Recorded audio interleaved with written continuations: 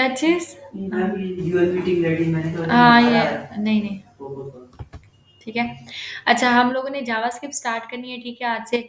तो सबसे पहले तो मैं थोड़ा-सा बेसिक शेयर करूँगी जावास्क्रिप्ट के बारे में कि जावास्क्रिप्ट है क्या, ठीक है? और आपको हम लोग इसको क्यों यूज़ करते हैं बेसिकली। जावास्क्रिप्ट आपके पास जो है बेसिकली ये एक क्लाइंट साइड लैंग्वेज भी है और सर्वर साइड लैंग्वेज भी है, ठीक है? अगर मैं बात करूँ कि क्लाइंट साइड की और मैं बात करूँ सर्वर साइड की, ठीक है? तो वो लैंग्वेजेस जिनके लिए आपको अलग से सर्वर रिक्वायर्ड नहीं होता टू एग्जीक्यूट द फाइल्स, ठीक है, those are your client side languages. For example मैं बात करूँ कि जैसे जावास्क्रिप्ट की, ठीक है, तो अभी हम देखेंगे कि जावास्क्रिप्ट को हम क्रोम पे एग्जीक्यूट कर सकते हैं, ठीक है, would not need another server जो मुझे अलग से डाउनलोड करना पड़ेगा और मैं उसको एग्जीक्यूट करूंगी, ठीक है, अपने कोड को। और जबकि इसके लिए आपको एक ये सर्वर साइड लैंग्वेज भी है, ठीक है, अपने साथ बाकी लैंग्वेजेस को भी इन्वॉल्व करता है, ठीक है।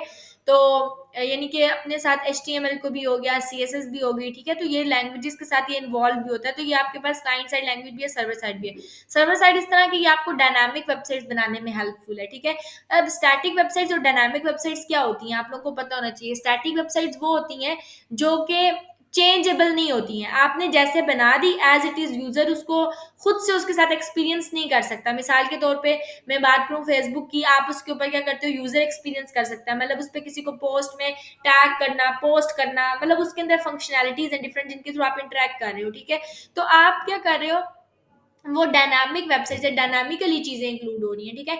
जबकि स्टैटिक साइट के अंदर सिर्फ इतना ही है कि आपने बस बना दी और आप बस जैसी बनी है उसके स्ट्रक्चर को ही कोई विजिट कर सकता है, देख सकता है उसके साइट स्ट्रक्चर को, ठीक है। तो आपके पास से जो है वो स्टैटिक वेबसाइट्स ये होती हैं, और डायनामिक वेबसाइट्स वो होती हैं मिसाल के तौर पे जैसे मैंने बताया कि जिनके साथ यूजर एक्सपीरियंस कर सके। तो हमारे पास जावास्क्रिप्ट हेल्प करता है डायनामिक वेबसाइट्स बनाने में, ठीक है।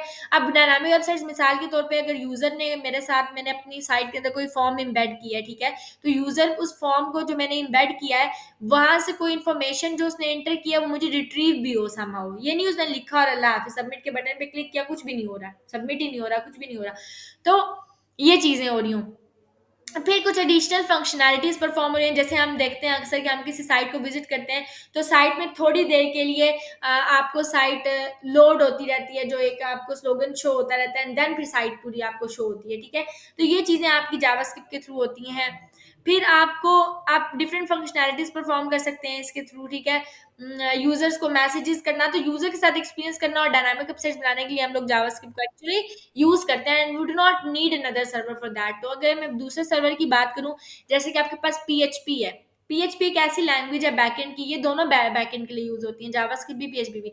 बट PHP एक ऐसी लैंग्वेज है जिसके लिए आपको अलग से सर्वर रिक्वायर्ड होता है, उसके बगैर आप उसकी फाइल्स को नहीं सेव कर सकते। मिसाल के तौर पर मैंने कोई फाइल बनाई, एज एन एग्जाम्पल मैं अगर आपको दिखाऊं तो मेरे पास यहाँ पे ये एज एन एग्जाम्पल है, ये आपका काम नहीं है, लेकिन आपको अंडरस्टैंड करना है एक्चुअली कि कैसे जो सर्वर साइड लैंग्वेज होती है वो आपकी काम करती है, ठीक है। मिसाल के तौर पे मैंने यहाँ पे एक फाइल बनाई है और मैं इसको सेव कर लेती हूँ डेस्कटॉप पे, ठीक है, index.html के लिए, ठीक है। और ऑल फाइल्स लेंगे ऑब्वियसली, क्योंकि सब फाइल्स में से HTML की फाइल सेव कर दो, ठीक है। अब मैं यहाँ पे आके इसके अंदर ले लेती हूँ डॉक्यूमेंट, ठीक है। अब इस डॉक्यूमेंट के अंदर मैंने क्या काम किया है कि मैं लेट से एक हेडिंग लिख लेती हूँ सिंपल सी, ठीक है, और मैं इसको नाम दे देती हूँ heading 1, ठीक है, एंड सेव कर लेती हूँ। अब मैं अगर इसको ओपन करती हूँ, मेरे पास heading 1 शो हो रही है यहाँ पे, ठीक है। तो ये heading 1 क्या है जो मुझे शो हो रही है, ये एक्चुअली मैंने HTML का कोड यहाँ पे लिखा है, ठीक है। मगर मैं सेम, मतलब सेम इस कोड को सेम बिल्कुल डिट्टो, कोई इसमें चेंजिंग नहीं करनी। मैं इसको डेस्कटॉप पे सेव कर लेती हूँ, सिर्फ और सिर्फ इसकी एक्सटेंशन चेंज कर लेती हूँ फ्रॉम .html टू .php, ठीक है। मैंने अब एक्सटेंशन चेंज की, कोड सेम है, वही चीज है, सिर्फ और सिर्फ मैंने इसकी एक्सटेंशन को चेंज कर दिया, मैंने लिख दिया .php और मैं इसको कर देती हूँ सेव। अब मेरी एक्सटेंशन चेंज हो गई है और ये जो है वो मेरे पास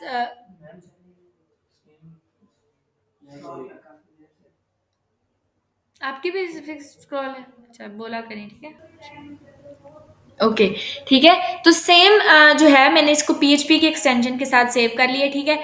अब क्या होगा कि मेरे पास अगर मैं index.html को ओपन कर रही हूँ तो ये तो मेरे पास सीधा सीधा क्रोम पे ओपन हो जाती है, ठीक है। लेकिन मैं आ जाती हूँ अपनी PHP की फाइल पे, तो मैं जैसे इसको ओपन करूंगी तो मेरे पास कोड ओपन हो जाएगा लाइक दिस, ठीक है। मेरे पास पीएचपी की फाइल ओपन नहीं हो रही, मैं फिर इसको राइट क्लिक करके कह देती हूँ कि open with let's say internet explorer या किसी और चीज़ पे ओपन करना चाहती हूँ। यहाँ पर एकदम से ऑप्शन आ जाएगा एक पॉपअप मैसेज के आप इसको ओपन करें, ठीक है, ये लाइक दिस। मैं इसको ओपन करूंगी, ये फिर कोड ओपन कर देगी, सी। तो मेरे पास ना अल्टीमेटली ये फाइल ओपन नहीं हो रही है, जो मेरा मसला है।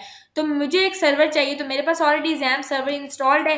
तो अगर मैं इसको ओपन करती हूँ, तो एक सर्वर होता है जो आपको पीएचपी के लिए चलाने के लिए रिक्वायर्ड होता है, और ये जैम सर्वर आपको डाउनलोड करना पड़ता है। जैसे ही मैं इसकी दोनों ये अपाची और माई एसक्यूएल, ठीक है, इनको स्टार्ट करती हूँ, ऑल्दो ये आपके इतना कोई वो नहीं है आपको समझने की जरूरत, लेकिन जनरल समझाने के लिए बता रही हूँ कि आप जाएंगे, आपके पास सी में एक फोल्डर बन जाता है जैम के नाम से, ठीक है। इसमें एच टी डॉक्स के नाम से फोल्डर होता है, जितनी भी चीजें आपको पीएचपी की चलानी होती हैं आप इस जैम सर्वर के एच टी डॉक्स में रखते हो, ठीक है। अब मुझे अगर ये पीएचपी की फाइल चलानी है तो मुझे कहाँ रखनी पड़ेगी, इस यहाँ पर, ठीक है, एच टी डॉक्स में। तो मैं जैसे ही जब लोकल होस्ट के इस एडमिन पे क्लिक करती हूँ, तो ये मुझे ले जाता है अपने उस फ़ोल्डर पे। तो ये देखें, ये मुझे डायरेक्ट वो अब शो करवा रहा है फ़ाइल, समझ आ रही है? अब यहाँ पे आपका क्वेश्चन ये बनता है कि फ़ाइल तो मुझे शो करवा रहा है, लेकिन यहाँ पे तो और भी चीज़ें पड़ी हुई हैं ना, तो ये मुझे वो क्यों नहीं दिखा रहा है, ये वो कैसे एग्ज़ीक्यूट करेगा? तो इसलिए क्योंकि मैंने डायरेक्ट फ़ाइल रख दिया है, तो वो जब डायरेक्ट रखते हो तो वो उसको एग्ज़ीक्यूट कर लेता है। आपको अलग से यहाँ पे एक फ़ोल्डर बनाना पड़ता है, ठीक है? तो आपको वो फ़ोल्डर जो बनाया है उसमें आके ये फ़ाइल रखेंगे इस तरीके से, ठीक है? तो पीएचपी की और ठीक है, ये दोनों बन गए। तो अब मैं इसको आके रीलोड करती हूँ, तो ये देखें मेरे पास वो सारे फ़ोल्डर्स हैं, तो मैं जो भी ओपन करना चाहती हूँ साइड में उसको इंडिविजुअली ओपन कर सकती हूँ। मैंने न्यू फ़ोल्डर को क्लिक किया था, अब मैं खोल रही हूँ तो फ़ाइल ओपन हो रही है, समझ आ गई? तो यानी कि मुझे क्या चीज़ हुई थी कि मुझे अगर ये पीएचपी की फ़ाइल चलानी थी तो ये सर्वर मुझे लाज़मी रिक्वायर्ड था। तब जाके क्या हुआ था, मेरे पास फाइल चली थी, मैंने वैसे ही डिलीट करनी पड़ी थी। अब मैं इसको स्टॉप कर दूंगी, जैसे ही मैं ये सर्वर स्टॉप करूंगी, अब अगर मैं आके अपना लोकल होस्ट खोलती हूँ तो वो नहीं चलेगा। तो यानी कि मैं अब जो आपकी पीएचपी की चीज़ें हैं वो आप इस तरीके से उनको हैंडल करते हो। मैं अगर यहाँ पे आके लोकल होस्ट लिख के इंटर करती हूँ तो ये मेरा लोकल होस्ट नहीं खुलेगा। जैसे ही जैम सर्वर को अब मैं इंस्टॉल करूंगी, ठीक है, इंस्टॉल नहीं सॉरी ओपन करूंगी, ठीक है। अब मैंने स्टार्ट, ये देखें, समझ आ गई है? तो यानी कि सर्वर आपको चाहिए उस फाइल को ओपन करने के लिए। तो ये आपके साथ हो रहा है इन केस ऑफ पीएचपी। तो आपकी जावास्क्रिप्ट के लिए ये सब कुछ करने की ज़रूरत नहीं होती है। आप सिंपल क्या काम करते हो, आप एक फ़ोल्डर बनाते हो, ठीक है, with the name of anything जो आपको प्रोजेक्ट का नाम है, ठीक है? मैंने जावास्क्रिप्ट लिख दिया, फिर वक़्त आपका जो प्रोजेक्ट का नाम होगा। तो यहाँ पर अब मैं इसको ओपन कर लेती हूँ लेट्स से इस वीएस कोड में, ठीक है? और अब इस जावास्क्रिप्ट के अंदर कुछ भी नहीं पड़ा, तो मैं यहाँ पे इसके अंदर एक फ़ाइल बना लेती हूँ। सबसे पहले तो index.html के एक्सटेंशन से, मतलब एचटीएमएल की फ़ाइल बना लेती हूँ। सिमिलरली मैं यहाँ पर एक सीएसएस की फ़ाइल बना लेती हूँ, विच इज़ stylesheet.css, ठीक है, सीएसएस आ गई। उसके बाद मुझे जावास्क्रिप्ट की फ़ाइल बनानी है। अच्छा, एक और चीज़ है, अभी मैंने जावास्क्रिप्ट की फ़ाइल नहीं बनाई, ठीक है, मेरे पास इंडेक्स और स्टाइल शीट है।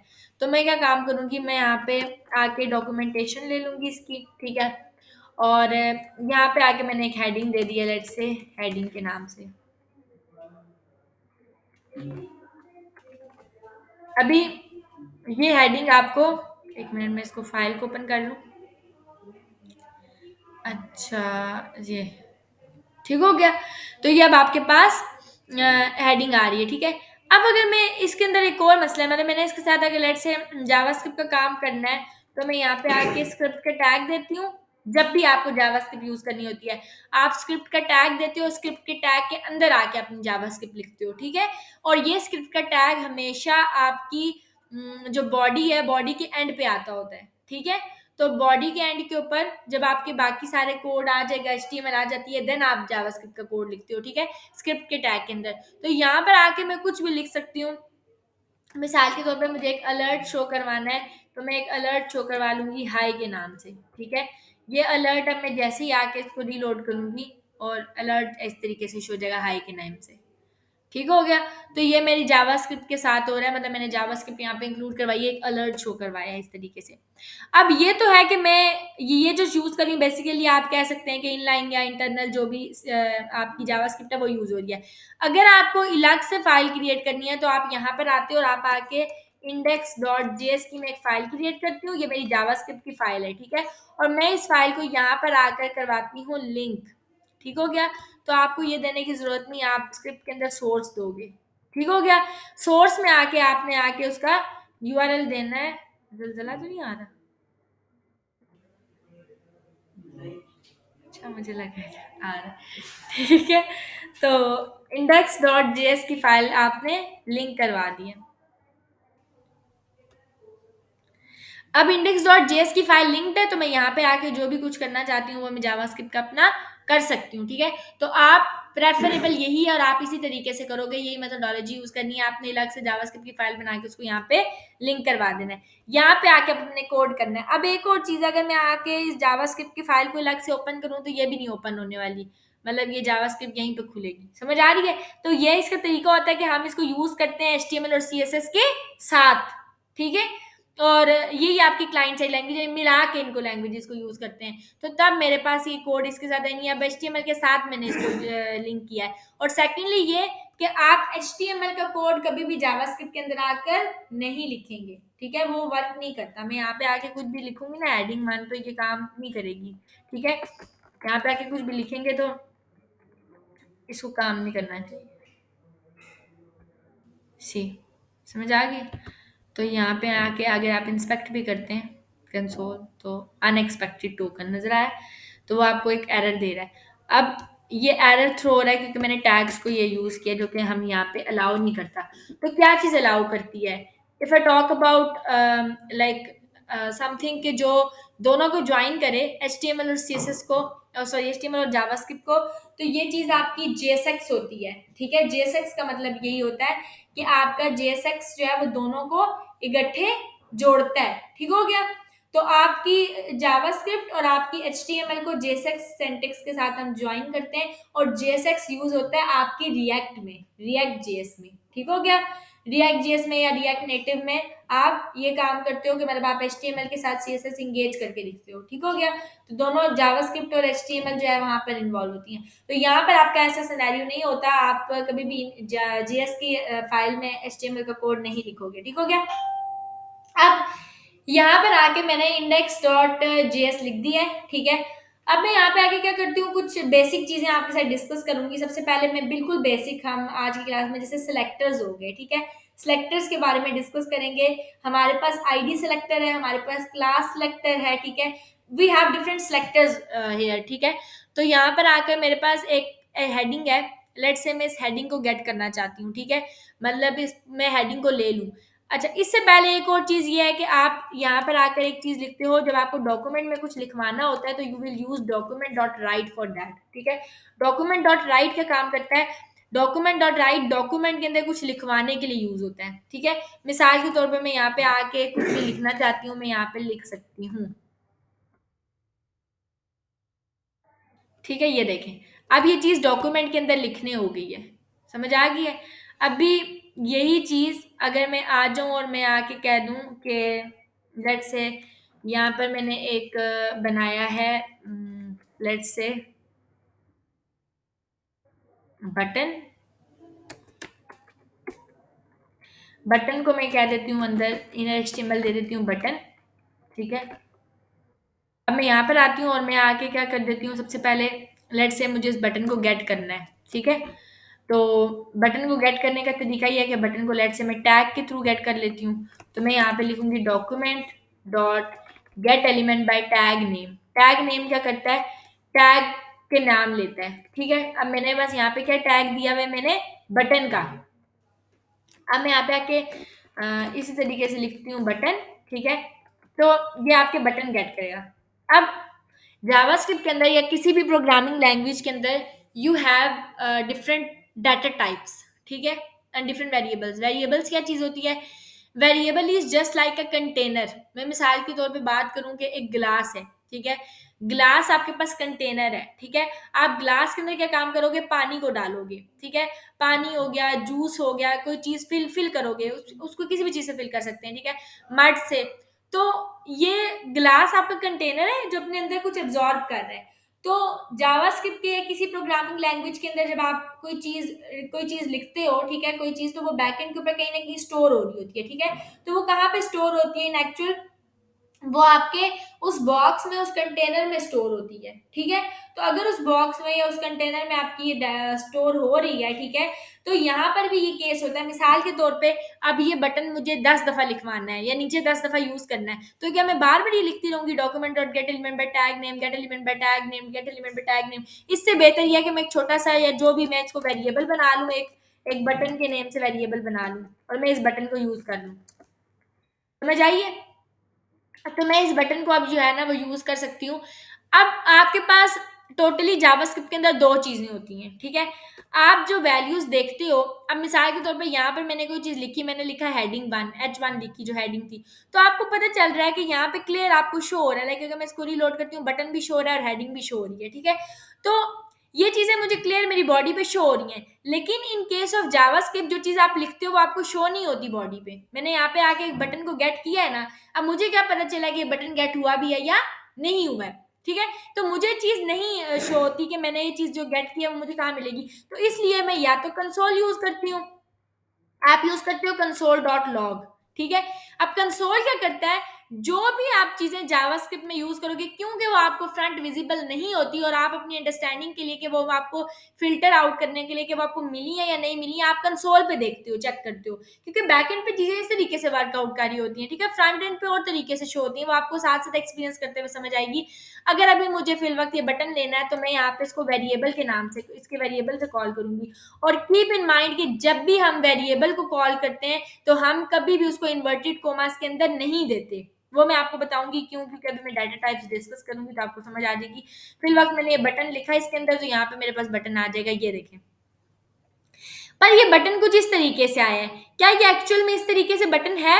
मतलब अगर मैं यहाँ पे आके इसको खोलूं तो यहाँ पे एक चीज लिखी हुई है 0, और फिर उसकी चीज अंदर मैं इसको ओपन करूं तो मतलब कि कुछ यहाँ पर एक कुछ है जो कि 0 और ये चीज लिखी है। अगर मैं इसी की जगह पे यहाँ पर आकर एक चीज डाल दूं, इस बटन के अंदर आके मैं दे दूं आईडी, समझ आ गई।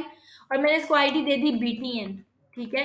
अब मैंने इसको आईडी दे दी है BTN, और मैं यहाँ पर आती हूँ और मैं आके कह देती हूँ कि document dot, sorry, dot gate element by ID. अब आईडी यहाँ पे देती हूँ, आईडी मैंने क्या दी थी, BTN। अब जब मैंने यहाँ पे आईडी दी और मैं इसको सेव करती हूँ, तो क्या होगा कि यहाँ पर आपके पास वो बटन आ जाएगा, सी। तो यहाँ पर मेरा कहने का मकसद ये है कि आईडी के केसेस में मेरे पास वो पूरा का पूरा बटन आ गया है, but in case of that tag name वो चीज नहीं आई मेरे पास, आपने देखा था, ठीक है। वो कुछ ये बटन नहीं आया, मतलब कुछ इस तरीके से एक एरे आई है, वो क्या है मैं अभी आपको बताती हूँ। Sorry, gate element by tag name, ठीक है, और टैग का नेम था मेरे पास बटन। अब जब आप इसको अगर मैं ओपन करूं तो ये आपके पास HTML कलेक्शन अंदर लिखा हुआ है बटन, बटन के अंदर एक हैश, हैश का मतलब होता है आईडी। एक बटन है जिसकी आईडी ये, और बटन है जिसकी ये आईडी है, ये लिखा हुआ है, और कुछ इस तरीके से। और यही बटन आपका एक्चुअल है। जब आपने इसको खोला तो वो आपको यहाँ पे दे रहा है 0। इस 0 का क्या मतलब होता है, और इस 0 के अलावा क्या मतलब है? अगर मैं यहाँ पे आके एक और बटन बना लूँ, लेट्स से मैंने एक और बटन सेम चीज से क्रिएट किया है, सेम कॉपी करती हूँ, नीचे आके पेस्ट कर लेती हूँ। 2 बटन्स हैं, चाहे उनकी आईडी कुछ भी, आईडी हटा देते हैं फिल वक्त, ठीक है। आईडी है ही नहीं, बस 2 बटन पड़े हुए मेरे पास। अच्छा, अभी आपने देखा था कि सिर्फ 0 लिखा हुआ आ रहा था, ठीक है, सिर्फ और सिर्फ यहाँ पे 0 है। मैं इसको रीलोड करती हूँ, अब आगे लिखा हुआ है 2 और बटन कोमा बटन, यानी कि दोनों बटन ले रहा है, यही बात है। इसको एक्सपैंड करूंगी, यहाँ लिखा हुआ है 0, 0 के आगे लिखा है बटन, और 1 लिखा हुआ है 1 के आगे बटन। तो ये 0 1 क्या है? आपके दिमाग में एक चीज आ रही होगी कि 0 1 क्या है। 0 और 1 ये चीजें बड़ी इंपॉर्टेंट होती हैं इन केस ऑफ जावास्क्रिप्ट, ये होते हैं आपके इंडेक्स नंबर, ठीक है। और इंडेक्स नंबर क्या चीज़ है, सादा अल्फाज में अगर मैं बात करूं, मेरे पास यहाँ पे 4 मोबाइल्स पड़े हुए हैं, ठीक है। और 4 मोबाइल्स में एक लिस्ट के साथ चीज पड़ी है, मतलब सबसे पहले सबसे बड़ा मोबाइल है, मतलब लेट्स से सबसे टॉप पे मोबाइल है, फिर सेकंड नंबर पे मोबाइल है, फिर थर्ड पे एंड देन फोर्थ पे। तो जो फर्स्ट पे मोबाइल पड़ा हुआ है वो 0 पे पड़ा हुआ है, मतलब 0 वैल्यू, उसका इंडेक्स नंबर है 0। जो उसके नीचे मोबाइल पड़ा हुआ है उसका 1 पड़ा होगा, उसके बाद 2 एंड देन 3। तो ये सिनेरियो चलता है आपका कि आपके जो जावास्क्रिप्ट में भी लेट्स से ये आपके पास लिस्ट पड़ी है, मोबाइल्स पड़े हैं, कुछ भी पड़े हैं, बटन्स पड़े हैं, एलिमेंट्स हैं। तो ये एलिमेंट्स जो सबसे पहला आपके पास एलिमेंट है ये आपका पड़ा हुआ है 0 इंडेक्स के ऊपर, और ये जो चीज पड़ी हुई है ये पड़ा हुआ है 1 इंडेक्स के ऊपर। आप पता कैसे चलेगा, मैं इसको लेट से आईडी दे देती हूँ btn1 के नेम से, और मैं इसको आईडी दे देती हूँ ताकि जब आईडी भी साथ बटन के शो होगी कंसोल में तो आपको समझ आ जाएगी कौन सा बटन शो है, और दोनों सेम है, ठीक है। या आप उनका इनर एचटीएमएल चेंज कर लें। अब मैं इसको रीलोड करती हूँ। अब ये देखें, मैं खोलती हूँ, ये बटन की आईडी क्या आ रही है, बटन 1, इसकी आ रही है बटन 2। इसका मतलब है कि जो मेरे पास पहला बटन है वो किस इंडेक्स पे पड़ा हुआ है, 0 पे, और ये बटन किस इंडेक्स पे पड़ा हुआ है, 1 पे। तो अगर मुझे ये गेट करना है, ठीक है, तो मैं क्या चीज यूज करूंगी, मैं यहाँ पर यूज करूंगी इंडेक्स नंबर, ठीक है। तो इंडेक्स नंबर हमेशा आप ऐसे स्क्वायर ब्रैकेट्स के अंदर आकर देते हैं, और इंडेक्स नंबर, क्योंकि अगर मुझे पहला बटन चाहिए तो मैं यहाँ पे लिखूंगी 0, तो वो आपका पहला बटन गेट कर लेगा 0 इंडेक्स वाला, लाइक दिस। अब अगर मुझे चाहिए दूसरा इंडेक्स तो वो 1 इंडेक्स पे पड़ा हुआ है, तो आप यहाँ पे क्या आके दे दोगे, अगेन इंडेक्स नंबर, ये बटन 2 आ गया, समझ आ गई। तो मेरे पास बटन आ गए। तो आपने देखा कि टैग के केसेस में मेरे पास इंडेक्स नंबर में पास दे थी, जबकि आईडी के केसेस में मुझे नहीं देना पड़ा। तो ये वजह क्या होती है, ये वजह ये होती है कि according to the rules of HTML and CSS, ठीक है, rules of HTML in actual, ठीक है, आपकी आईडी और क्लास में डिफरेंस ये होता है कि आईडी जो है that is a unique identifier, एक सेम नेम से आईडी नहीं हो सकती, while classes could be of same name, ठीक है। सेम नेम की मैं क्लासेस दे सकती हूँ लेकिन आईडी आपकी यूनिक होगी, वो मैं सेम नेम से नहीं दे सकती। तो अगर मैं बात करूं अपनी आईडी के हवाले से, ठीक है, कि आईडी है तो आईडी आपकी यूनिक थी, तो जब यूनिक है तो उसके केस में मुझे इंडेक्स नंबर देना नहीं पड़ेगा, चाहे मैंने सेम नेम से आईडीज दी है तब भी, ठीक है। मुझे तब उस केस में इंडेक्स नंबर देने की जरूरत नहीं पड़ेगी। लेकिन जब भी मैं क्लास की बात करूंगी तो क्लासेस क्योंकि सेम नेम से हो सकती हैं, चाहे आपने दी है या नहीं दी है, रूल ये है, तो इस वजह से वो लेगा, ठीक है। चाहे आपने बेशक दी नहीं है, पूरे पेज में सेम नेम से आईडी नहीं दी भी, फिर भी रूल्स के अकॉर्डिंग आपको यहाँ पे इंडेक्स नंबर लाजमी देना पड़ेगा। And same goes for your tag name, tag भी आपका सेम नेम के साथ होते हैं, मल्टीपल टैग्स होते हैं जो कि सेम नेम से होते हैं। तो आपने बेशक यहाँ पे बटन, इवन अगर यहाँ पे मैंने एक बटन बनाया हुआ है, अभी इस केसेस में मैंने यहाँ पे, मैं हटा लेती हूँ इसको, मतलब इस इंडेक्स नंबर को, और मैंने बटन एक ही दिया हुआ है, तो आप देखेंगे अब बटन पीछे एक ही पड़ा हुआ है, ये मैंने 2 बटन्स नहीं दिए, ठीक है। फिर भी अगर मैं इसको रीलोड करूं तो ये देखें, ये मेरे पास आ रहा है कि 0 इंडेक्स। तो वो क्या रहा है, क्योंकि रूल्स ये कह रहे हैं, तो बेशक मैंने सेम नेम का बटन नहीं भी दिया हुआ, सेम टैग नहीं यूज किया, लेकिन रूल्स के अकॉर्डिंग दूंगी, और एक ही बटन है तो वो 0 इंडेक्स पे ही पड़ा हुआ है, तो मैं यहाँ पे क्या दे दूंगी, 0 इंडेक्स। और ये बड़ी इंपॉर्टेंट चीज है, आपको पता होनी चाहिए, ठीक है। ये बच्चे बहुत मिस्टेक्स करते हैं कि वो इंडेक्सेस नहीं देते या इस तरह से, ठीक है चीजें। तो मेरे पास ये इंडेक्स नंबर आ गया।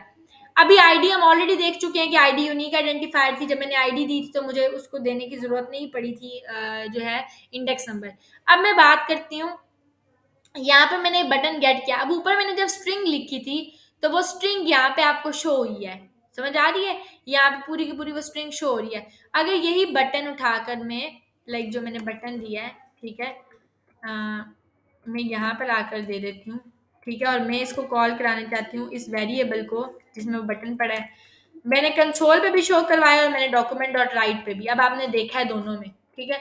मैंने ये चीज कंसोल पे भी लिखी है बटन और डॉक्यूमेंट पे भी, तो अकॉर्डिंगली यहाँ पर आना चाहिए बटन और यहाँ पर भी वो बटन आना चाहिए, यही बात है। अगर मैं इसको रीलोड कर रही हूँ लेकिन यहाँ पे बटन नहीं आ रहा, आपने देखा है वो क्या कह रहा है, ऑब्जेक्ट HTML बटन एलिमेंट, क्योंकि मैंने आपको बताया कि जावास्क्रिप्ट के अंदर आप HTML को यूज नहीं कर सकते। तो जब भी आप कोई टैग ऐड करोगे, कोई ऐसी चीज ऐड करोगे, तो वो यहाँ पर नहीं आएगी, कभी भी शो नहीं होगी, आपको इस तरीके से वो मिलेगा। तो अगर आप उसके इनर HTML को यहाँ पे आके लिखते हैं विच इज अ टेक्स्ट, मैं यहाँ पे लिखती हूँ इनर HTML या इनर टेक्स्ट, तो इनर HTML उसके अंदर जो इनर लिखा हुआ है टेक्स्ट वो ये वाला बटन ये होता है, तो इस केसेस में बटन लिखा हुआ आएगा। समझ आ रही है? अगर इनर टेक्स्ट लिखती हूँ या इनर HTML लेकिन सिंपल बटन नहीं आता, तो सिमिलरली आपका ये डिफरेंस होता है कि डॉक्यूमेंट डॉट राइट पे हर चीज आप नहीं लिखवा सकते। That's why we use console for majority of the times, in fact all time ही हम कंसोल यूज करते हैं, ठीक है। तो डॉक्यूमेंट डॉट राइट के अंदर आप ज्यादातर कोई स्ट्रिंग लिखवा सकते हो। अब स्ट्रिंग क्या चीज है मैंने यहाँ पे जिक्र किया, तो थोड़ा सा हम डिस्कस करेंगे। आपके पास डिफरेंट डाटा टाइप्स होती हैं इन केस ऑफ जावास्क्रिप्ट, ठीक है। You have different data types, ठीक है। अगर मैं बात करूं, मेरे पास डाटा टाइप्स होती हैं C++ या किसी भी प्रोग्रामिंग लैंग्वेज की बात करूं, तो प्रोग्रामिंग लैंग्वेजेस के अंदर आपके पास डाटा टाइप्स डिफरेंट किस्म की होती हैं। मिसाल के तौर पे मुझे अगर कोई नंबर लिखना है, तो नंबर के लिए आपकी जो डाटा टाइप होती है C++ के अंदर वो होती है इंट, ठीक है।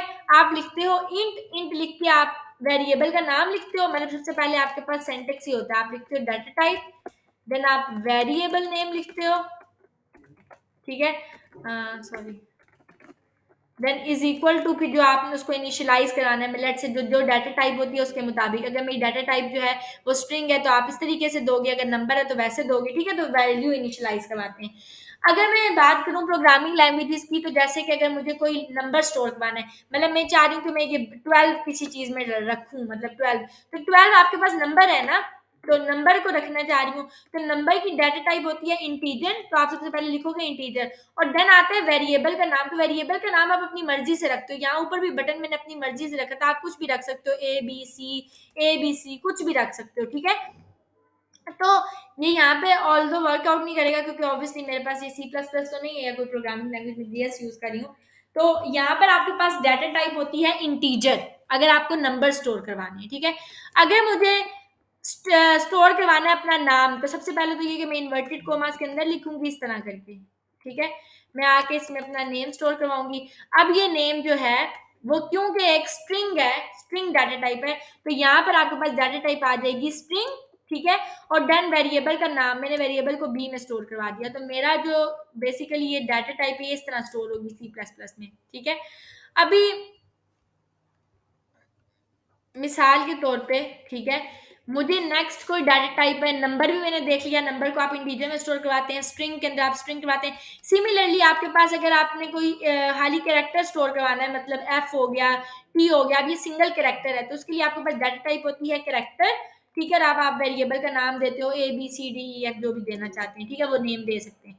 तो आपने ये देखा कि यहाँ पे बड़ी कम्प्लेक्सिटी सी आई है। सिमिलरली अगर मुझे कोई डाटा टाइप मतलब इस तरह से नंबर स्टोर कराना है जो कि 34.9 या कुछ पॉइंट्स में है, तो आप यूज करते हो डाटा टाइप फ्लोट, कि फ्लोट है, फ्लोट के बाद आप वेरिएबल का नाम दे दोगे, लेट से मैंने वी दे दिया, तो ये मेरे पास आ गई लेट से फ्लोट डाटा टाइप। तो आपने देखा कि जब जब आप यहाँ पे प्रोग्रामिंग में वेरिएबल्स को स्टोर करवा रहे हो, मतलब जो कंटेनर, तो आप कंटेनर की टाइप भी बता रहे हो। ये कैसे है कि मिसाल के तौर पे आप अपने घर की एग्जांपल लो, तब आपके घर में अगर चावल है, राइस है, उसके लिए एक अलग सा बॉक्स है जो आपने बनाया होगा, ठीक है। स्पेसिफिकली बॉक्स में चावल आएंगे, स्पेसिफिकली में चीनी आएगी, कभी भी इतनी बड़ी बाल्टी में हमने चीनी नहीं डाली, ऑब्वियसली एक बॉक्स में डालते हैं, पत्ती हो गई, इस तरह की चीजें, तो वो एक स्पेसिफिकली उनके लिए कंटेनर डिजाइंड है जिसमें वो डलती है, ठीक है।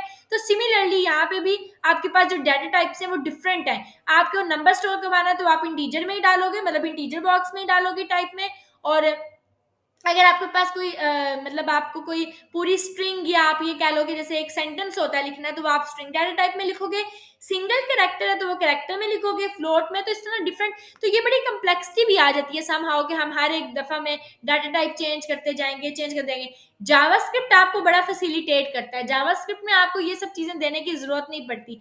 You will simple right variable VAR, समझ आ गई? आपने दे दिया VAR। मैम यहाँ पे इंटीजर और फ्लोट में क्या डिफरेंस होगा बेसिक?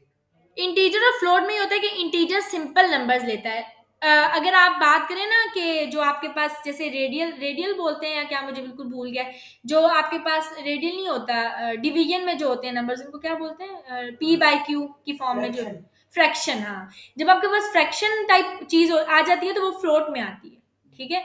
तो मतलब वो आपकी पॉइंट्स में क्योंकि चली जाती है value, not majority of the times, like sometimes ऐसे जैसे आपने 2 डिवाइडेड बाय 4 किया तो ऑब्वियसली 1/2 0.5 आ जाएगा। लेट्स से 4 आउट ऑफ 2 किया है तो 2 1 2 2 4, तो उस केस में 2 आ रहा है, तो वो हर दफा फ्रैक्शन यानी कि आपको रिटर्न नहीं करा रहा पॉइंट में वैल्यूज, लेकिन if your fraction gives you a point values in points, तो आप तब आप उसको कहोगे कि वो फ्लोट है, ठीक है, पॉइंट्स में लेती है। इसी तरीके से हमारे पास डेसिमल होती हैं वैल्यूज, लॉन्ग होती है, लॉन्ग डेसिमल होता है, लॉन्ग इंट होता है, वो लंबी वैल्यूज होती है जो पॉइंट्स में, तो ये इस तरह से काफी डाटा टाइप्स होती है। मैं उनको टच नहीं करी, लेकिन मेरा बेसिक बताने का मकसद ये था कि हमारे पास डाटा टाइप्स होती हैं प्रोग्रामिंग लैंग्वेजेस में, लेकिन जावास्क्रिप्ट में बहुत इजी है। आपको कोई वेरिएबल बनाना है तो वो किसी भी किस्म का है, चाहे आप उसमें स्ट्रिंग डालो, आप उसमें नंबर, मैं बताती हूँ कि डिक्लेयर कर सकते हैं नहीं, ठीक है। अभी वेरिएबल के लेट से हम लोगों ने यहाँ पर आकर कहा कि मेरे पास के मतलब मैंने सेम नेम के साथ जो है वो वेरिएबल स्टोर करवा दिया। फॉर एग्जांपल यहाँ पर सॉरी, उससे पहले मैं ये बताऊंगी कि हमारे पास जो है वो वेरिएबल है, ठीक है। तो यहाँ पर हमें ये देने की जरूरत नहीं पड़ती कि हमारी डाटा टाइप एक्चुअल है क्या, ठीक है। मतलब आपने इंटीजर देना है, कोई भी चीज देनी है, आपने स्ट्रिंग डालनी है, नंबर डालना है, कैरेक्टर डालना है, उसमें जो मर्जी डालना है, डॉलर डालना है, जो भी कुछ एक्स्ट्रा सिग्नेचर्स डालने हैं, आप उसको सिंपल लिखोगे V A R means variable, ठीक है, कि आप वेरिएबल इनिशियलाइज करने जा रहे हो। देन आप दोगे वेरिएबल का नाम, मैंने अभी ऊपर बताया कि वेरिएबल का नाम कुछ भी हो सकता है, मैं अपना नेम भी दे सकती हूँ वेरिएबल का नाम, वो मैटर नहीं करता, ये हम अपनी मर्जी से देते हैं, ठीक है, जो मर्जी आप दे दें। लेकिन कोशिश क्या करें कि आप कोई अच्छे इफेक्टिव नेम्स रखें, ठीक है। और दूसरी बात ये कि आप वेरिएबल के नेम के भी कुछ रूल्स हैं, ये नहीं कि मैं यहाँ पे लिखूँ 12 ये गलत है, ये वेरिएबल का नाम डिक्लेयर नहीं हो सकता, यानी कि वेरिएबल के नेम से पहले नंबर्स नहीं दे सकते आप, ठीक है। हाँ, उसके बाद दे सकते हैं, मैं अगर लिखूँ कि A12 तो ये आपका काम करेगा, ठीक है। इसी तरीके से आप अगर मैं आपको ये कर लूँ, ठीक है, तो आप ये यूज कर सकते हैं, लाइक आपका जो हाइफन टाइप होता है, मैं लिखूँ -12, ये पॉसिबल नहीं है, ठीक है। तो ये चीजें कुछ रूल्स होते हैं जो कि आप वेरिएबल को भी कुछ स्पेसिफिकली रूल्स के साथ डिक्लेयर करते हो, ठीक है।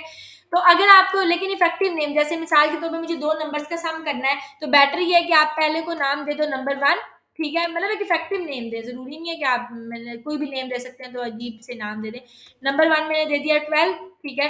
इसी तरीके से वेरिएबल में दे दूंगी नंबर 2, लेट्स से 20, समझ आ गई। तो मेरे पास 2 वेरिएबल्स हैं जिनके अंदर मैंने नंबर स्टोर करवा दिए, ठीक है।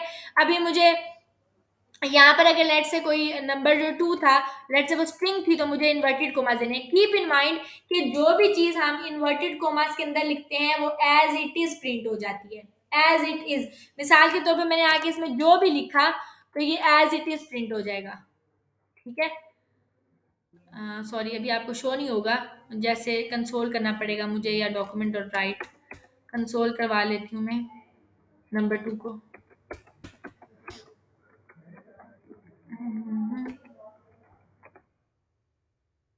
ठीक हो गया, तो यहाँ पर मैं आके रीलोड कर लेती हूँ इसको, और ये नंबर 2 मेरे पास, ये देखें HTTTI आ गया, ठीक है।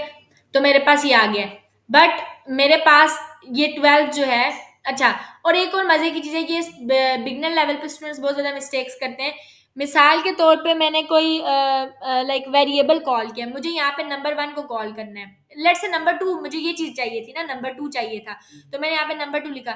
अगर मैं इसको आके ना यहाँ पे इस तरीके से करके इन्वर्टेड कोमा में लिख देती हूँ, दिस इज रॉन्ग, ये क्या करेगा, ये एज इट इज स्ट्रिंग बना समझ लेगा इसको, और यहाँ पे लिख देगा NUM2, ये नंबर 2 लिख देगा, समझ आई। ये क्योंकि स्ट्रिंग में जो भी चीज आप इन्वर्टेड कॉमास में लिखते हो वो एज इट इज प्रिंट हो जाती है, तो आपने वो काम नहीं करना। अगर आप वेरिएबल कॉल कर रहे हो तो आप ये हरकत नहीं करोगे, आप इसको इन्वर्टेड कॉमास में नहीं दोगे, तब ये समझेगा कि ये वेरिएबल है, इसको ये कॉल करेगा लाइक दिस, ठीक है।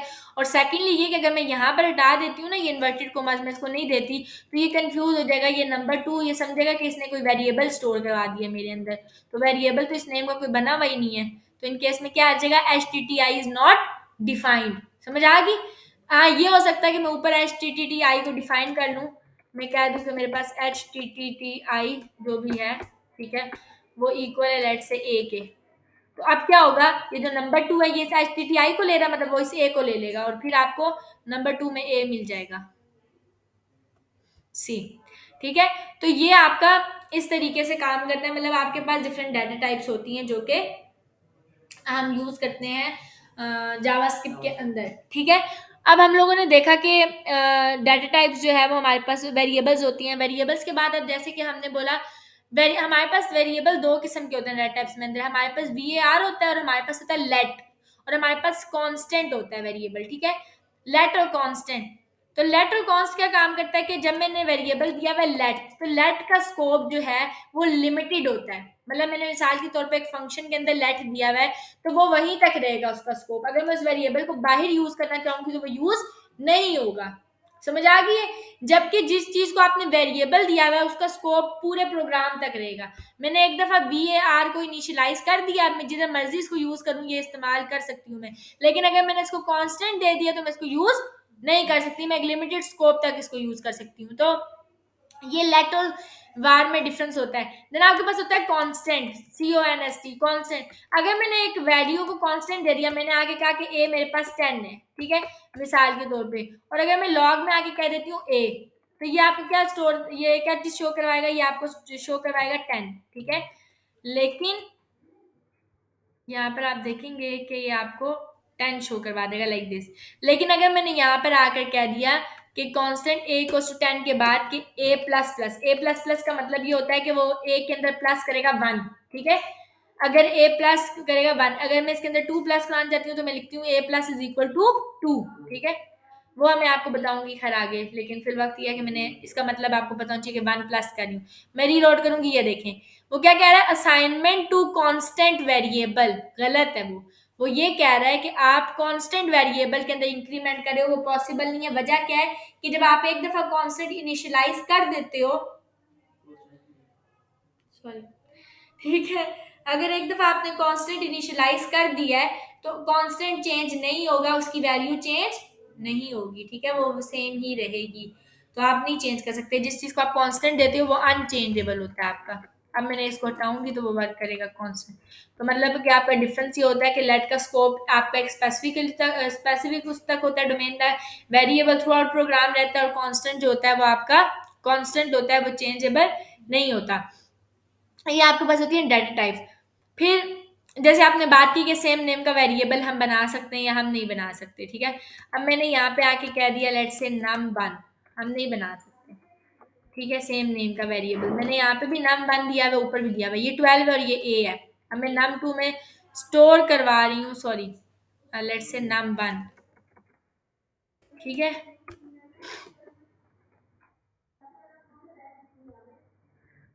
और इसको मैं आके कर देती हूँ रीलोड, ठीक है। तो अब आपके पास क्या आ रहा है, एक मिनट, बाकियों को कमेंट आउट कर लेते हैं।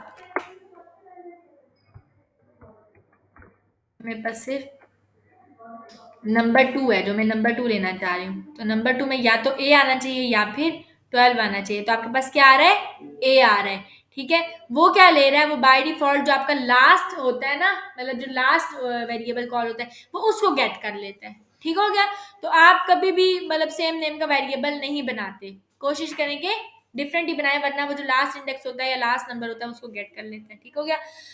उसके बाद आपके पास हम लोगों ने देखा कि हम उसको डॉक्यूमेंट को एक्चुअली टैग के नाम के साथ गेट कर, आज इनफ है, मैं आगे चलूँ जैसे कहते हैं। मैम इसकी अगर थ्योरी पढ़नी हो कुछ, मतलब जिस तरह बेस नहीं है तो उसके लिए क्या सजेस्ट करेंगे आप? नहीं, W3 स्कूल तो नहीं रिकमेंड करूँगी, तो कोड है ना, प्रैक्टिकल होता है। अगर कोई आपने थ्योरी पढ़नी हो तो आप रिकमेंड करूँगी कोई बुक्स वगैरह। अगर फिर भी आप टेक्स्ट कर दीजिएगा बेशक, ठीक है, मैं आपको कोई रेफरेंस दे दूंगी जावास की जहाँ से बुक का, बेसिक्स ठीक है। क्लियर हो जाए। हाँ ठीक है, मैं आपको रेफरेंस दे दूंगी, आप वहाँ से बेसिक्स अपनी क्लियर कर लीजिएगा, ठीक है। और ग्रुप में ही दे दूंगी बेशक, ठीक है। ठीक ठीक। उसके बाद आगे चलूँ मैं अभी, या अगर आपको मुश्किल हो रही है क्योंकि नहीं, यहाँ तक बस आप करवा दें क्या? बस ठीक है, तो ये चीज़ें थोड़ी पढ़ लेंगे उसके बाद। ठीक है, ठीक है, ये चीज़ें आप कवर कर लें, ठीक है। ये बिल्कुल बेसिक्स हैं, फिर नेक्स्ट में हम इंशाल्लाह आगे चलेंगे, देखेंगे कि क्या है और क्या नहीं। फिर वक्त आप लोग ये काम करें, इनको परफॉर्म करें, मैं आपको दे देती हूँ टास्क भी इसके अकॉर्डिंग, ठीक है, वो परफॉर्म करें। अच्छा, एक और चीज़ है क्लास, आप लोगों की जो डेली की मतलब जो मैं आपको काम करवाऊंगी, ठीक है, क्योंकि ये HTML CSS की तरह नहीं है, थोड़ी डिफिकल्ट है, काफ़ी डिफिकल्ट है मतलब बाकी कंपेरेटिव। तो मैं आपको जो डेली टास्क करूंगी, चाहे वो मैंने आपको सिर्फ वेरिएबल्स ही पढ़ाए हैं, उसके अगेंस्ट मैं आपको असाइनमेंट लाजमी दूंगी। जो आपने नेक्स्ट क्लास से पहले-पहले सबमिट करनी होगी, ठीक है? तो डेली के डेली आप जब असाइनमेंट्स करेंगे तो आप लोगों ने वो लाज़मी करनी है, उससे आपकी होगी कि अंडरस्टैंडिंग होती जाएगी, साथ-साथ कॉन्सेप्ट्स क्लियर होते जाएँगे, ठीक है? तो आपने जो भी मैं आपको टास्क दूँगी साथ-साथ वो आप लोगों ने लाज़मी एम्बेड करना है, ठीक हो गया? मैं अभी भी आप लोगों को दे देती हूँ, वो आप लोग करें।